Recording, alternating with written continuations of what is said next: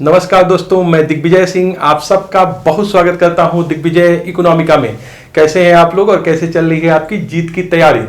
दोस्तों, आज की वीडियो में मैं किन्स के 2 सेक्टर मॉडल्स को सॉल्व कर रहा हूं। इसके पहले मैंने किन्स के जनरल थ्योरी पे, इनकम एंड एम्प्लॉयमेंट के थ्योरी पे एक वीडियो बनाया है, उसको आप जरूर देख लीजिएगा अगर ये वीडियो आपको समझना है।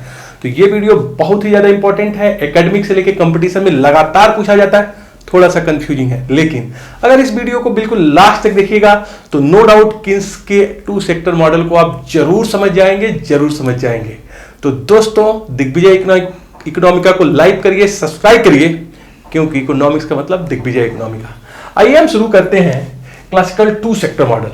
आपने देखा कि एक्चुअली जब किन्स का रिवोल्यूशन हुआ, किन्स जब आए तो वर्ल्ड में महामंदी चल रही थी। किन्स का सिंपल सा मॉडल था कि इकोनॉमी में एग्रीगेट डिमांड को बढ़ाना चाहिए, क्योंकि एग्रीगेट डिमांड घटने की वजह से ही इकोनॉमी में प्रॉब्लम क्रिएट हुई है।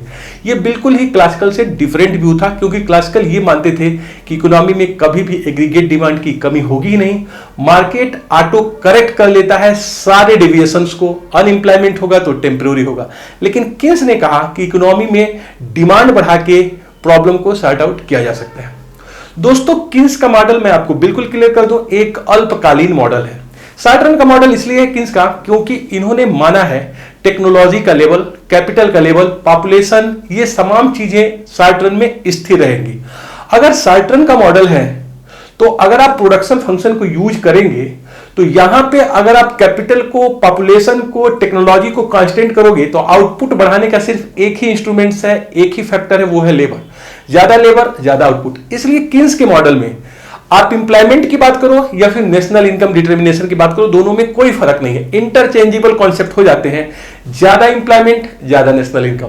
तो दोस्तों, आज मैं इनके एक्सपेंडिचर इनकम मॉडल से प्रूफ करूंगा 2 सेक्टर मॉडल को। तो इनका इनकम एक्सपेंडिचर मॉडल क्या है? दिए गए मान्यताओं के तहत कि प्राइस लेवल कांस्टेंट बना हुआ है, जनसंख्या की वृद्धि नहीं हो रही है, कैपिटल स्टॉक कांस्टेंट है और टेक्नोलॉजी नहीं बढ़ रहा है। तो आइए इनके समझते हैं इनके इनकम एक्सपेंडिचर मॉडल को, और मैं इसको 2 सेक्टर मॉडल में अप्लाई करूंगा, इनकम एक्सपेंडिचर मॉडल को। ये क्या है इनका?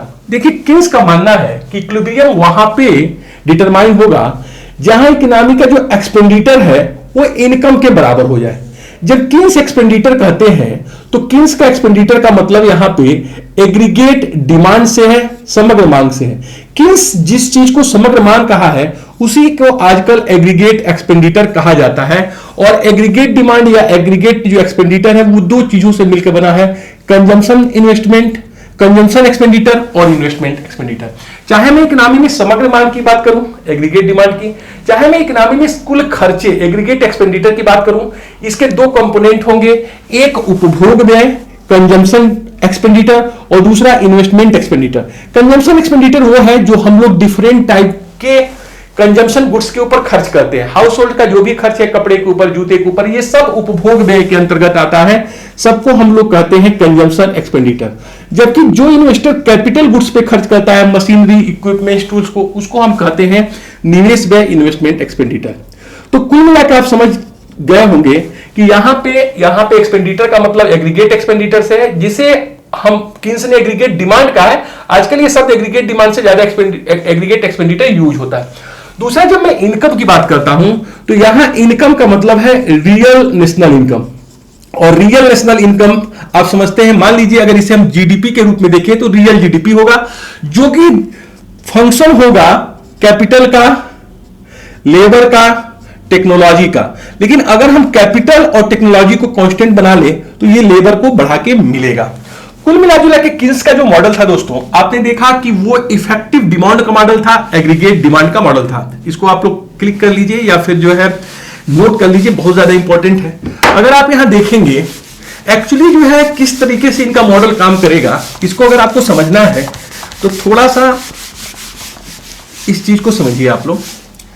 किन्स का जो मॉडल है दोस्तों, उसमें जब हम बात करेंगे तो एग्रीगेट सप्लाई को जरा आप देखिए, ये किस तरीके से होगा, ये बहुत ज्यादा आपके लिए जरूरी है। किन्स का एक्चुअली दोस्तों जो एग्रीगेट सप्लाई होगा, अगर किन्स मानते हैं कि शॉर्ट रन में प्राइसेज कांस्टेंट रहती है, तो ये देखिए इस तरीके से होगा एग्रीगेट सप्लाई। ये जो है, जो आउटपुट का लेवल है, Y का लेवल है, वो यहां पे दिया हुआ है, ये प्राइस कांस्टेंट है। ऐसे में एग्रीगेट सप्लाई जो कर्व होगा इनका, ये जो आउटपुट का जो है एक्स एक्सिस है, इसके बिल्कुल जो है पैरेलल होगा। क्यों? क्योंकि यहां पे दिखाया जा रहा है आउटपुट तो बढ़ रहा है लेकिन प्राइसेज में किसी तरह का इजाफा नहीं हो रहा है।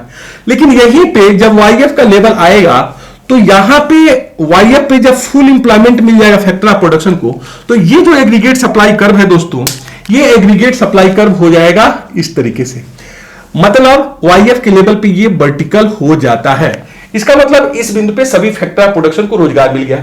एक्चुअली ये जो है किन्स का एग्रीगेट सप्लाई, यहां से यहां तक इसको आप किन्सियन रेंज कहेंगे, किनेसियन रेंज है एग्रीगेट सप्लाई का, बहुत कंपटीशन में पूछा जाता है, बहुत ध्यान से समझिए। और फिर जहां से ये वर्टिकल हो गया वो क्लासिकल रेंज हो गया।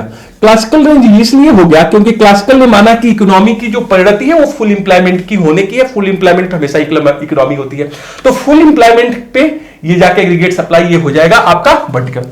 अब जरा देखिए, इकोनॉमी में अगर आपको इनकम आउटपुट डिटरमाइन करना है तो एग्रीगेट डिमांड अगर हम खींच दें ऐसे एग्रीगेट डिमांड, तो यहां पे देखिए आउटपुट डिटरमाइन हो गया Y1, और थोड़ा एग्रीगेट डिमांड बढ़ा दें तो यहां पे आउटपुट हो गया आपका Y2। इसका मतलब आउटपुट बढ़ गया। कुल मिला जुला के किन्स के मॉडल सेम यही चीज है कि अगर एग्रीगेट सप्लाई दिया हुआ है तो सिर्फ अगर आप एग्रीगेट डिमांड बढ़ा देते हो तो आउटपुट बढ़ जाता है और साथ ही साथ कीमतों में कोई चेंज नहीं होता है, अनचेंज्ड है। क्यों? क्योंकि महामंदी का जो किन्स है, डिप्रेशन का जो किन्स है, उसमें सीधे सीधे गुड्स एंड सर्विसेज का स्टॉक तो दिया हुआ है। जब गुड्स एंड सर्विसेज का इकोनॉमी में स्टॉक है तो सिर्फ अगर हम डिमांड को बढ़ा दें तो डिमांड ही अपने आप कन्वर्ट हो जाएगा नेशनल इनकम में। इसका मतलब यहां पे एग्रीगेट सप्लाई का कोई रोल ही नहीं है, क्योंकि ये क्या है, बिल्कुल दिया हुआ है, प्राइसिंग में कोई चेंज नहीं, डिमांड बढ़ाइए और आपकी आउटपुट बढ़ गई और आउटपुट की वजह से रोजगार बढ़ गया। एक्चुअली यही किन्स का मॉडल है कि there is no role of aggregate supply in Keynesian model, only effective demand, aggregate demand play dominant role in determining national income and employment. यहां सिर्फ देखिए एग्रीगेट डिमांड को बढ़ा के हम नेशनल इनकम बढ़ा पा रहे हैं, एम्प्लॉयमेंट बढ़ा पा रहे हैं। लेकिन जब किन्स के इनकम एक्सपेंडिचर मॉडल को आप दीजिएगा तो इसको हम एग्रीगेट सप्लाई को भी इंक्लूड करेंगे। मैं आपको बिल्कुल क्लियर बता दूं, मैं अभी आपको कहिए डिस्क्रिप्शन में अपने डाल दूं, जो किन्स की जनरल थ्योरी है, जनरल थ्योरी जो 1936 में आती है, general theory of employment, interest and money, ये आप देखिएगा इसमें कोई किन्स ने डायग्राम नहीं बनाया है, लेकिन उन्हीं के बातों को हम लोग रिप्रेजेंट करते हैं डिफरेंट टूल्स के माध्यम से। तो जो टू सेक्टर मॉडल किन्स का दिखाया जाता है उसको इस टूल्स से ज्यादा यूज नहीं किया जाता है, उसको हम एक्सपेंडिचर और इनकम के द्वारा जो है डिटरमाइन करते हैं या फिर सेविंग या इन्वेस्टमेंट के द्वारा इक्विलिब्रियम को स्टैब्लिश करते हैं। तो उस चीज को मैं अब शो करने जा रहा हूं कि किस तरह से टू सेक्टर मॉडल में इक्विलिब्रियम होगा और इक्विलिब्रियम के लिए बेसिक कंडीशंस क्या होगी यहां पे आपको दिखाऊंगा। तो बड़े ध्यान से, बड़े तन्मयता से, जो भगवान ने आपको क्षमता दिया है पूरे क्षमताओं को यूज करिए। आज हम सीख के जाएंगे किन्सियन टू सेक्टर मॉडल को। मेरे साथ बने रहिए, मैं आपके साथ ही हूं। तो आइए अब आपको बताता हूं कि एक्चुअली ये सिचुएशन है कि सप्लाई दी है, सिर्फ डिमांड बढ़ा के आपको आउटपुट बढ़ा लेना है, लेकिन जब इसको हम टेक्निकली देखेंगे तो किस तरीके से टू सेक्टर मॉडल को रिप्रेजेंट करते हैं। अब आइए हम लोग वहां चलते हैं कि किस तरीके से इसके टू सेक्टर मॉडल को हम लोग रिप्रेजेंट करेंगे। किन्सियन टू सेक्टर मॉडल में क्या करना है हमको, देखिए टू सेक्टर मॉडल में एक लाइन हमको ड्रा करनी है। कौन सी लाइन ड्रा करनी है आइए मैं बताता हूं। यहां पे हम लोग ले रहे हैं रियल आउटपुट, रियल आउटपुट। आप यहां पे जीडीपी भी लिख सकते हो, रियल जीडीपी मतलब अगर हम लोग नॉमिनल की बात नहीं कर रहे हैं या रियल, इसका मतलब यहां पे प्राइसेस को कांस्टेंट लिया गया है और रियल आउटपुट। और यहां पे हम लिख रहे हैं एग्रीगेट एक्सपेंडिचर, एग्रीगेट डिमांड या एग्रीगेट एक्सपेंडिचर, जिसको आप जो है समझते हैं कुल व्यय। अब देखिए यहां से एक लाइन हम ड्रा कर रहे हैं दोस्तों, 45 डिग्री की लाइन। ये लाइन एक हम ड्रा कर रहे हैं 45 डिग्री की लाइन। एक्चुअली में जो 45 डिग्री की लाइन है ना, ये दिखाता है E बराबर Y लाइन। इसको एक शब्द हम लोग कहते हैं इक्वलिटी लाइन है। एक तरीके से देखिएगा इक्वलिटी लाइन या फिर समता रेखा है, और ये दो चीजों की समता दिखा रहा है। समता रेखा है, दो चीजों में समानता दिखा रहा है। ये अगर आप किसी भी पॉइंट पे हो, यहां पे हो, यहां पे हो, तो जो डिस्टेंस यहां पे आएगी सेम डिस्टेंस Y एक्सिस पर भी आएगी। अगर आप ए पे हैं तो ए से बी की दूरी उतनी है जितनी ए से सी की दूरी है। मतलब यहां पे इनकम और एक्सपेंडिचर की इक्वलिटी को दिखाता है। किन्स के मॉडल में दोस्तों इस इक्वलिटी लाइन को एग्रीगेट सप्लाई के रूप में स्टेब्लिश किया जाता है, क्योंकि अगर हम आउटपुट को इसमें चेंज कर दें, इसमें रूपांतरित करें, तो ये जो कर्व होगा ये दिखाएगा y बराबर c प्लस यस रेखा को। मतलब जीडीपी को आप एग्रीगेट सप्लाई को ट्रांसफर कर रहे हैं इक्वलिटी लाइन के रूप में, तो ये y बराबर c प्लस यस रेखा को ये दिखाता है और इसका प्रत्येक बिंदु e बराबर y है। इसका मतलब जो इक्विटी लाइन है ये एक्चुअली सप्लाई कर्व तो नहीं है, पक्का समझ लीजिए, ये सप्लाई कर्व तो नहीं है, लेकिन किन्स के इनकम एक्सपेंडिचर इक्विलिब्रियम को जब हम मेथड से स्टेब्लिश करते हैं तो ये जो है एग्रीगेट सप्लाई के रूप में उसका रोल प्ले कर रहा होता है। जब तक कि ये एग्रीगेट सप्लाई नहीं है, मैंने आपको बिल्कुल क्लियर कर दिया है कि किन्स का एग्रीगेट सप्लाई बिल्कुल हॉरिजॉन्टल होगा, प्राइसेस कांस्टेंट है, और आप देखिए आउटपुट जो है सिर्फ डिमांड की वजह से बढ़ जाएगा, तो ये तो होगा आपका इस तरीके से हॉरिजॉन्टल एक्स अक्ष के। लेकिन यहां पे ये जो इक्वलिटी लाइन है यही सप्लाई के रूप में आती है। अब जरा देखिए, जब मैं कहता हूं किन्स का 2 sector model, 3 sector model, 4 sector model, इसका मतलब क्या होता है, इस चीज को अगर आप समझ गए हैं तो हम फिर आगे बढ़ते हैं। देखिए, जब हम कहते हैं किन्स के डिफरेंट सेक्टर को, तो इसका मतलब पहले आप समझिए कि जब मैं कहूंगा किन्स का 2 सेक्टर तो इसका मतलब क्या है, जब मैं कहूंगा 3 सेक्टर इसका मतलब क्या है। हमेशा जो सेक्टर का डिटर्मिनेशन होता है वो एग्रीगेट एक्सपेंडिचर से होता है। हमेशा समझिए, जो सेक्टर का जो है डिफरेंशिएशन होगा वो हमेशा होगा एग्रीगेट एक्सपेंडिचर के आधार पे या एग्रीगेट डिमांड के आधार पे, क्योंकि इस दोनों में कोई फर्क ही नहीं है। देखिए, जब मैं कहूंगा 2 सेक्टर मॉडल है तो यहां पे एग्रीगेट एक्सपेंडिचर या aggregate demand C plus I होगा। मतलब एग्रीगेट डिमांड को करने वाले, गुड्स एंड सर्विसेज के ऊपर खर्च करने वाले दो एजेंसियां हैं, एक C कंजम्पशन एक्सपेंडिचर है और ये इन्वेस्टमेंट है। मतलब एक तो हाउस होल्ड है जो कंजम्पशन के ऊपर खर्च करेगा, कंजम्पशन एक्सपेंडिचर, और दूसरा जो है बिजनेस सेक्टर है जो कैपिटल गुड्स के ऊपर खर्च करेगा, मशीनरी, इक्विपमेंट, टूल के ऊपर खर्च करेगा। तो 2 सेक्टर मॉडल में जो खर्च करने वाली इकाइयां हैं, ये खर्च करने वाली सिर्फ 2 इकाइयां हैं। अगर यहीं पे मैं 3 सेक्टर मॉडल की बात करूं तो अब जो एग्रीगेट एक्सपेंडिचर है वो 3 लोग हो जाएंगे, C plus I plus G। देखिए, यहां पे C और I तो यही है, कंजम्पशन एक्सपेंडिचर इन्वेस्टमेंट। एक चीज इसमें जुड़ गया, कंजम्पशन प्लस इन्वेस्टमेंट एक्सपेंडिचर के साथ गवर्नमेंट एक्सपेंडिचर।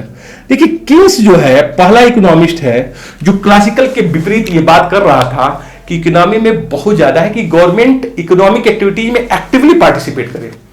गवर्नमेंट सिर्फ लेसेस फेयर की पॉलिसीज पे काम नहीं करेगी। जब इकोनॉमी में वेरिएशंस आ जाएंगे, डिविएशंस आ जाएंगे, रिसेशंस आ जाएगी, तो गवर्नमेंट को एक एक्टिव प्रोएक्टिव रोल प्ले करना पड़ेगा, गवर्नमेंट को खर्च करना पड़ेगा। गवर्नमेंट डिफेंस के ऊपर खर्च करे, सोशल सिक्योरिटी के ऊपर खर्च करे, इंफ्रास्ट्रक्चर के ऊपर खर्च करे। अगर इकोनॉमी में आप लिक्विडेशन नहीं करिएगा तो डिमांड बढ़ेगा नहीं। तो किन्स ने सबसे पहले कहा कि C plus I plus G, this का 3 सेक्टर मॉडल। मतलब हम सेक्टर का जो डिटर्मिनेशन कर रहे हैं वो एग्रीगेट एक्सपेंडिचर या फिर एग्रीगेट डिमांड के आधार पर खर्च कर रहे हैं। जब किन्स के 4 सेक्टर मॉडल की आप बात करिएगा तो ये हो जाएगा C plus I plus G plus X minus M।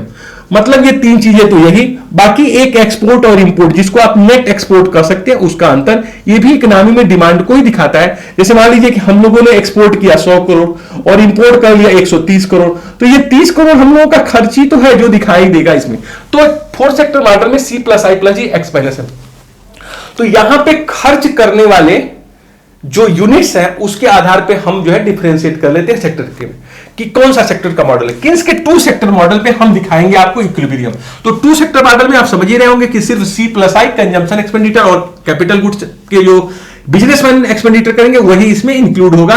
बाकी जो है 3 सेक्टर 4 सेक्टर की बात में एक एक चीजें और बढ़ जाएगी, गवर्नमेंट एक्सपेंडिचर, एक्सपोर्ट और इंपोर्ट का डिफरेंस। तो आइए यहां पे मैं सिर्फ बता दूं 2 सेक्टर मॉडल में किस तरीके से इनकम का डिटर्मिनेशन होगा 2 सेक्टर मॉडल में। तो आप देखिए कैसे होगा। अभी मैं आपको क्लियर कर चुका हूं कि यहां पे देखिए हमने पहले 2 सेक्टर मॉडल के लिए लाइन ड्रा किया। यहां पे हमने रियल आउटपुट ले लिया। रियल आउटपुट का मतलब आप यहां पे लिख सकते हो जीडीपी लिख सकते हो, और यहां पे आपने एग्रीगेट एक्सपेंडिचर को लिया है, और यहां पे फिर हमने वही क्या किया, लाइन खींच दिया 45 डिग्री की लाइन, और ये जो 45 डिग्री की लाइन है, मैंने पहले भी क्लियर किया कि एक्चुअली ये एग्रीगेट सप्लाई नहीं है, लेकिन ये समता रेखा है, E बराबर वाई लाइन, आउटपुट जो है वो यहां पे डिमांड कर ली जा रही है। तो ये एक्चुअली दिखाता है आउटपुट या पूरे सप्लाई को, जो y equal to C plus S भी होगा। अब जरा देखिए, इकोनॉमी में मान लीजिए कंजम्पशन एक्सपेंडिचर जो है वो C है, और इकोनॉमी में टू सेक्टर मॉडल में जो है C प्लस आई जो है इन्वेस्टमेंट एक्सपेंडिचर है। तो यहां पे आप देखिएगा जो डिफरेंट सेक्टर ने खर्च किया वो पहले कंजम्पशन के ऊपर C और फिर इन्वेस्टर ने खर्च किया I। तो यहां पे आप देखिए ये जो इकोनॉमी की टोटल डिमांड है C प्लस आई, यही टोटल डिमांड या फिर एग्रीगेट डिमांड, आपको ये टोटल डिमांड से बेहतर अगर शब्द आप यूज करना चाहते हैं तो दैट इज एग्रीगेट डिमांड। और एग्रीगेट डिमांड और ये जो सप्लाई लाइन के रूप में जो दिखाई गई समता रेखा वो ई बीम पे इंटरसेक्ट करते हैं। इसका मतलब ये जो पॉइंट है इक्विलिब्रियम का पॉइंट है, और यही इफेक्टिव डिमांड का पॉइंट है। इसलिए इफेक्टिव डिमांड का पॉइंट है क्योंकि यहां पे जो समग्र व्यय है वो समग्र आउटपुट के बराबर है। और इसके पहले अगर आप देखिएगा तो आप देखेंगे कि C प्लस आई ज्यादा है, यहां पे जो है सप्लाई कम है, ऊपर सप्लाई जो है ज्यादा है, डिमांड कम है। तो ई पॉइंट जो है इक्विलिब्रियम का पॉइंट है। ई पॉइंट जो है टू सेक्टर मॉडल में ई पॉइंट इक्विलिब्रियम का पॉइंट है। अब टू पॉइंट इक्विलिब्रियम का अगर पॉइंट है, संस्थिति का बिंदु है, तो इस संस्थिति की बिंदु का क्या मतलब है, क्या निष्कर्ष है? आप देखिए यहां पे जो टोटल एक्सपेंडिचर है वो टोटल जो इनकम है, रियल जो इनकम है जिसको आप वाई कह सकते हैं, उसके बराबर है। तो वाई इक्वल टू आप कह सकते हो यहां पे C प्लस आई। क्यों? क्योंकि यही जो y है ये इकोनॉमी की टोटल डिमांड के बराबर है। आप जानते हो y इक्वल टू C के लिए हम फार्मूला लिखते हैं C0 प्लस BY। अगर आपने किन्स का कंजम्पशन फंक्शन पढ़ा है तो आपने देखा होगा कि जो कंजम्पशन फंक्शन होगा दोस्तों वो कुछ इस तरीके से आपने पढ़ा होगा कि ये ऑटोनिमस है, ऑटोनिमस कंजम्पशन।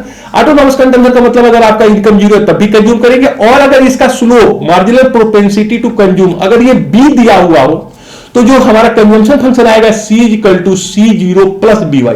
तो यहां पे वही हमने कंजम्पशन फंक्शन लिखा कि C0 प्लस BY। तो y इक्वल टू हो गया आपका, y इक्वल टू हो गया y minus BY equal to C0 plus I. अगर हम यहां y को कांस्टेंट ले लें तो ये आपको मिलेगा कांस्टेंट लेने पे 1 minus B equal to C0 plus I. तो आपका इक्विलिब्रियम जो y होगा वो होगा 1 माइनस बी और C0 प्लस आई। देखिए ये कंडीशंस आ रही है इक्विलिब्रियम की, वहां पे इक्विलिब्रियम डिटरमाइन हो रहा है जहां 1 डिवाइडेड बाई 1 माइनस बी, जहां पे b जो है मार्जिनल प्रोपेंसिटी टू कंज्यूम है, और ये C प्लस आई के देखिए गुणन के बराबर है। तो this is the A point equilibrium में ये कंडीशंस हो रहा है कि आपका जो एग्रीगेट एक्सपेंडिचर है आउटपुट के बराबर है, और y equal to C plus I expenditure से C equal to C0 plus BY। और ये इक्वेशन आ गया, इसको आप लोग चाहे तो स्क्रीनशॉट लीजिए, ये इसकी जरूरी कंडीशंस है। इसके साथ साथ एक दूसरी भी इसके लिए कंडीशंस चाहिए कि इसके टू सेक्टर मॉडल के लिए, वो क्या है आइए दिखाते हैं। पहले अगर आप इसको समझ चुके होंगे तो पहला जो कंडीशन हमने देखा कि ये हो गया आपका इक्विलिब्रियम के लिए y इक्वल टू हो गया हम लोगों का 1 माइनस बी और C0 प्लस आई। अब देखिए दूसरी चीज अब इसमें हम आगे ऐड कर ले जरा,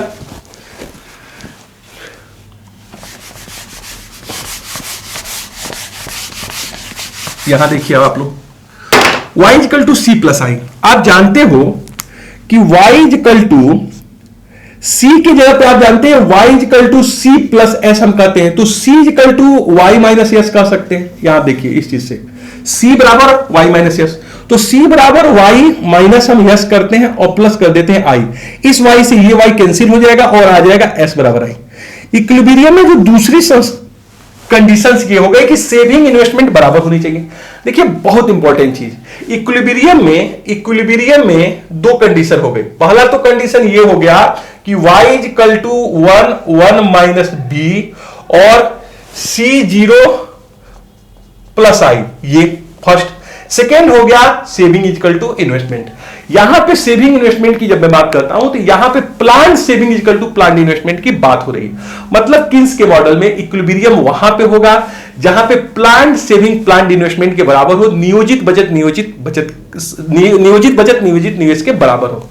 देखिए दोस्तों, बचत और निवेश की इक्वलिटी एक पूरे के पूरे मैक्रो इकोनॉमी में डिबेट का विषय रहा है। क्लासिकल इकोनॉमिस्ट हमेशा यह कहते थे कि बचत निवेश के बराबर होगी, और बचत निवेश के इसलिए बराबर होगी क्योंकि रेट ऑफ इंटरेस्ट बिल्कुल फ्लेक्सिबल है। अगर सेविंग ज्यादा है, इन्वेस्टमेंट कम है, तो जो है इंटरेस्ट रेट कम हो जाएगी और इक्वल हो जाएंगे।